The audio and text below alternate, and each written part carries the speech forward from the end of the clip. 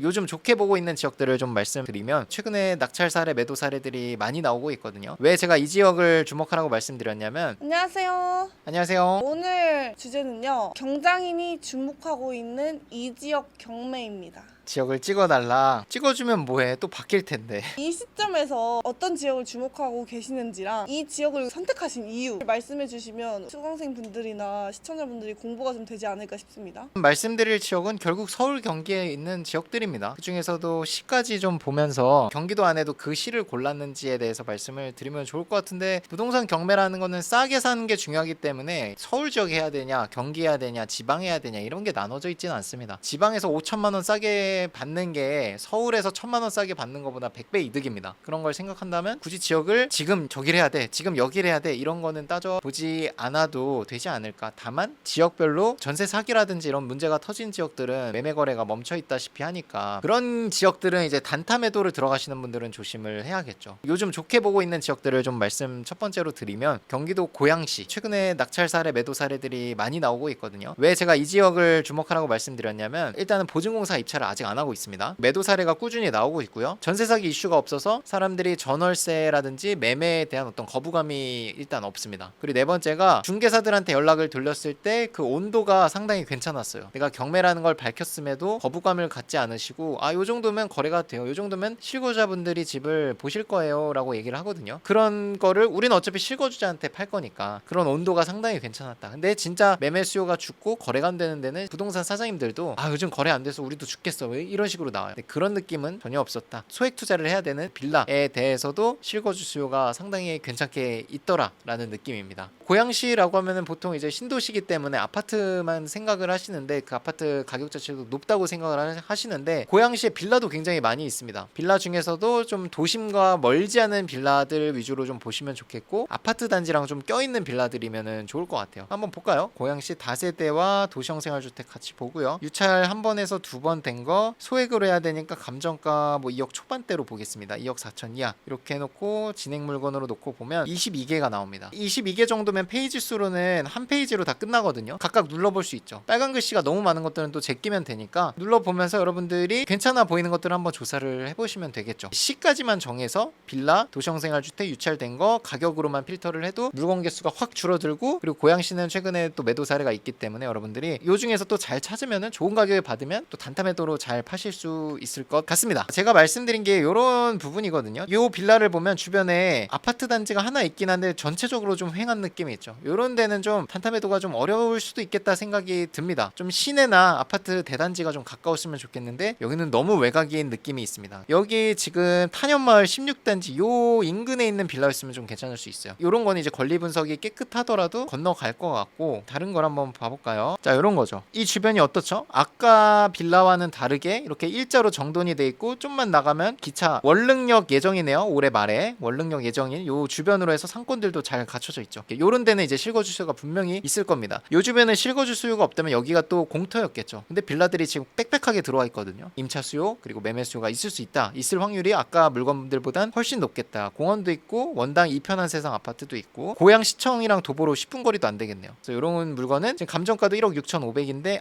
근데 좀 구축이네요. 85년 오래된 거라 요런 거는 좀 리스크로 해서 인테리어비를 감안하고 들어가야 될 거는 같습니다. 뭐 엘리베이터는 없겠지만 3층이기 때문에 또 괜찮을 수도 있어서 이런 것들을 좀 관심 있게 보시면 좋겠네요. 두 번째는 경기도 남양주시입니다. 우리 수강생들이 입찰도 많이 하고 있고, 그러니까 입찰을 간다는 것 자체가 전화 통화해서 부동산 사장님들이 되게 긍정적인 얘기들을 했다는 거거든요. 매도가 이 정도면 되겠다. 그래서 남양주가 상대적으로 지금 경기도 물론 외곽에 속해 있지만 중심부가 올라가게 되면서 또 약간 저평가된 느낌, 플러스 이것도 고양시랑 비슷합니다. 보증공사가 입찰 안 하고 있고요. 매도 사례 나오고 있고, 전세 사기 이슈 없었고, 실거주 수요 있고, 중개사님들께 문의해봤을 때 온도차가 괜찮다. 이 같은 내용을 가지고 여러분들이 또 찾아볼 수도 있는 거예요. 지방에서. 제가 수도권에 주로 투자를 해서 그렇지 수도권이고 지방이고 어느 지역이냐가 중요한 게 아닙니다. 지금 보증공사가 입찰 안 하고 있고 이런 요건들이 충족이 되면 서울 지역이 아니라 정말 저기 대구에 해도 되는 거고 광주광역시를 가도 되는 겁니다. 그래서 우리 교육생들이 서울에서 배우지만 각 지방에도 투자를 하시잖아요. 왜냐면 배운 내용이 그대로 접목이 되거든요. 저는 이제 수도권에 하고 있으니까 보니까 수도권 중심으로 좀 말씀을 드리는 거고, 남양주와 고양시에서 최근에 낙찰 사례, 매도 사례들이 좀 나오고 있는 것 같습니다. 같은 방법으로 물건을 찾아볼게요. 2억 4천 이하로 해서 여기서 남양주로만 바꿀게요. 물건이 15개. 요 정도면 또 하나하나 눌러볼 수 있는 거죠. 자, 여기 보시면 지금 바로 위쪽에 경춘선이 있습니다. 그래서 눌렀을 때 지하철역이 바로 뜨기 때문에 이건 또 입찰하시는 분들이 가격을 좀 높였을 수도 있거든요. 너무 큰 차익으로 입찰하려고 하면 좀 어려울 수도 있지만, 제가 알기로 천마역 주변에도 여기 다세대 주택, 애초에 여기는 아파트들이 없습니다. 다세대 주택들이 상대적으로 밀집돼서 빽빽하게 들어와 있어요. 그만큼 또 빌라 수요가 있다는 뜻이고, 또 실거주자한테 매도를 하면 되는 거니까. 엘리베이터가 있고 심지어 2층입니다. 2층이면 걸어 올라가도 되고 엘리베이터를 타도 괜찮겠죠. 권리 분석도 깨끗하고, 전용 23평이니까 당연히 구조를 보시면 방 3개, 화장실 2개, 그리고 엘리베이터 표시 확인하시면 방 3개, 화장실 2개, 2층 물건이 2억 1천에 감정된 게 한번 유찰돼서 1억 4,800까지 떨어져 있습니다. 권리 분석도 깨끗하고요. 지하철역과 멀지 않고 엘리베이터도 있고 2층입니다. 그래서 선호도가 가장 높은 컨디션이라고 볼 수 있겠고, 읍이고 남양주시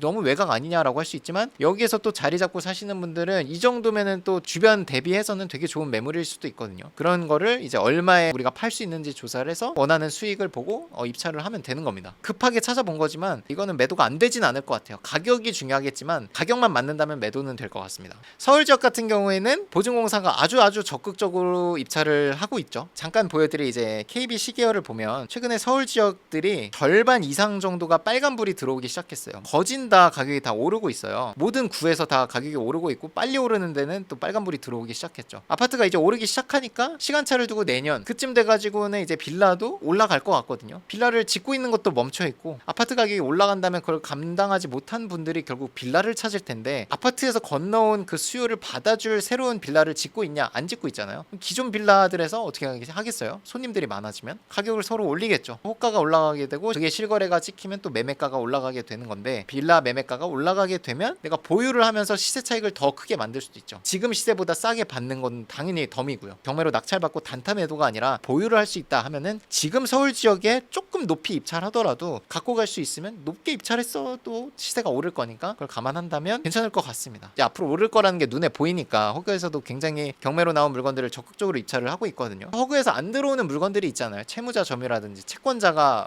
허그가 아닌 것들, 대항력 있는 임차인인데 보증공사에 가입하지 않은 세입자, 이런 것들은 허그에서 안 들어오거든요. 그런 물건을 선별해서 허그랑 경쟁을 애초에 피할 수도 있는 거고, 이런 식으로 전략적으로 해서 보유를 할 거면 서울 지역, 단타 매도를 할 거다 하면 수도권 안에서는 남양주, 고양시, 수원 이런 데도 괜찮고요. 저도 투자를 하고 있고, 이 리치스쿨이라는 학원업을 운영하고 있는데, 저희 학원업의 미션, 목표라고 하면은 저희 교육생들이 좀 더 나은 환경에서 좀 더 편하게 투자를 하게 만들어 드리는 게 사실 저희 목표입니다. 그러다 보니까 저희 교육생들의 성과가 매우 좋은 거고요. 신경 쓸 걸 별로 안 만들어 드리니까 더 배워서 편하게 투자할 수 있게 만들어 드리면 되는 거거든요. 그래서 그 인프라들을 하나둘 만들어 드렸고, 그걸 앞으로 더 늘려갈 계획입니다. 우리 교육생들도 처음엔 2천만 원, 3천만 원 버는 단기 매도로 하지만, 이게 결국 누적이 돼서 1억이 되고 2억이 되면 넥스트 스텝으로 지분 물건이라든지 아니면 공간 임대 사업을 통해서 월세 흐름을 만든다든지 고차원적인 방법으로 투자할 수 있게 만들어 드리고, 점차적으로 회사에 매여 있는 게 아니라 회사에서 독립돼서 생계 유지가 될 수 있도록 만들어 드리는 게 저희의 좀 큰 그림이죠. 그래서 앞으로는 사업에 관련된 어떤 교육도 만들어 갈 것 같아요. 저도 너무 기대가 됩니다. 고생 많으셨습니다. 고생 많으셨습니다.